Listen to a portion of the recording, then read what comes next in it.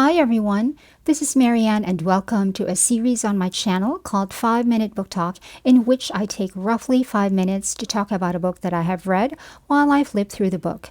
Today I will be talking about the book Soledad's Sister, which is a novel written by Jose Dalisay.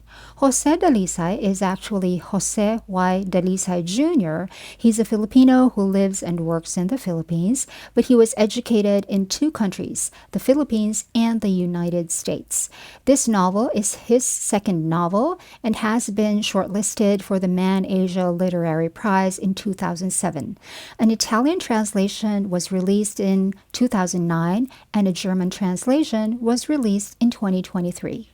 The novel's main characters are two sisters, Aurora and Soledad. Aurora works as a singer in a bar in a small town that is a few hours away from Metro Manila, while Soledad is an overseas Filipino worker, or OFW for short. As an OFW, she's actually a domestic worker or a maid or a servant in a private residence abroad. But before I continue, let me just say that there will be spoilers in this video. In Soledad's first place of employment abroad as a domestic worker, she was a maid for a family whose teenaged son raped her, and she became pregnant on account of that. But the family that employed her had her deported to the Philippines and also had her blacklisted. The effect of the blacklisting is that she, Soledad, cannot become an OFW again anymore. So Soledad had to go home to the house that she shared with her sister Aurora, and she gave birth to a son.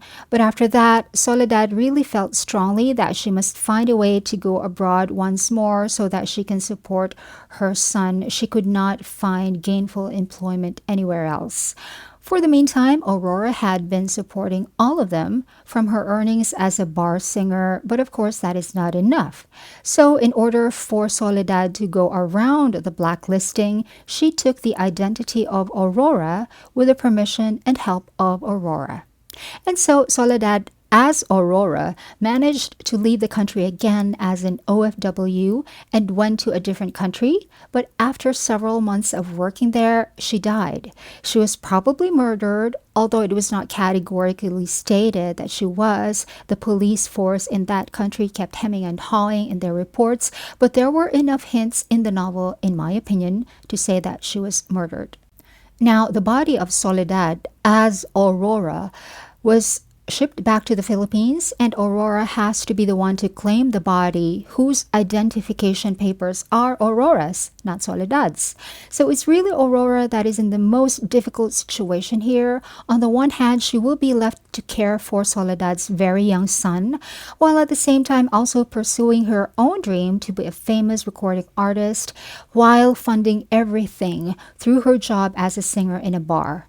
She, Aurora, is not the OFW, but she's the one left to deal with the fallout of Soledad's fate as an OFW.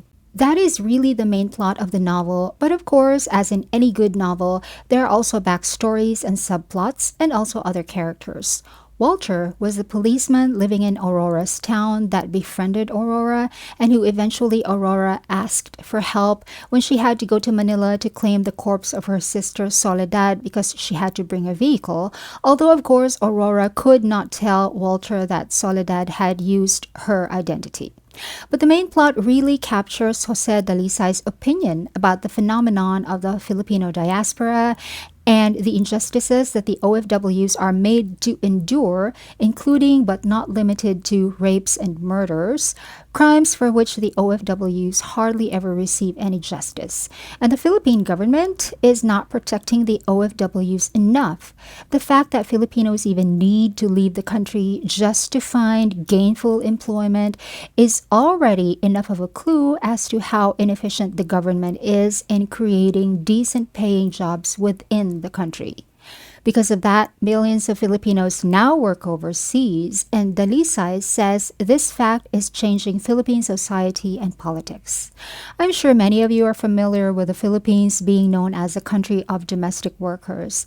That reputation stems from a real phenomenon, and that reputation is not altogether inaccurate, in my opinion. Ultimately, the novel is a critique of the labor export program of the Philippines. In our country, the government has created this entire industry that sends Filipinos abroad to work in a variety of industries, including construction workers, domestic workers, nurses, teachers, caregivers, and many others.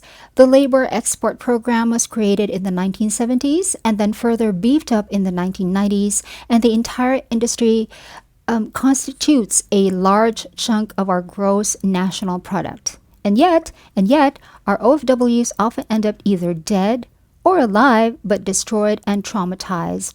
It is very, very unjust. This novel shows that injustice. I think it's a very important book. You should read it.